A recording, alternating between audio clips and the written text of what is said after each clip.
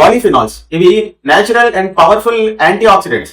ఇవి ఏంటంటే free radicals, మన సెల్స్ ని పాడు చేస్తూ ఉంటాయి. కొన్ని ఫ్రీ రాడికల్స్ వాటి నుంచి సెల్స్ డ్యామేజ్ అవ్వకుండా ప్రొటెక్ట్ చేస్తుంది.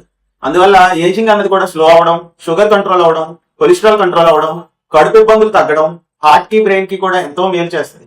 చాలా రకాలైన ఇన్ఫ్లమేషన్ అన్నింటినీ కూడా తగ్గిస్తుంది.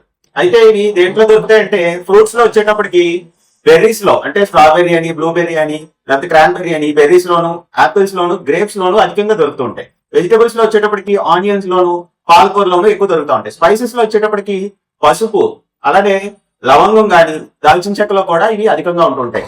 గ్రీన్ టీ లో కూడా చక్కగా ఇది మంచి మోతాదులో ఉంటూ ఉంటాయి. సీడ్స్ అండ్ నట్స్ వచ్చేటప్పటికి ఫ్లాక్స్ సీడ్స్ అంటే అవిసె గింజలు మరియు నువ్వుల్లో ఎక్కువ ఉంటూ ఉంటది. సింపుల్ గా గుర్తుపెట్టుకోవాలంటే నేచురల్ హోల్ ఫుడ్ అనేది మీ ప్లేట్ లో ఎక్కువ కలర్ఫుల్ గా ఉంది అంటే పాలిఫినాల్స్ ఎక్కువ ఉన్నట్టు అర్థం అనమాట.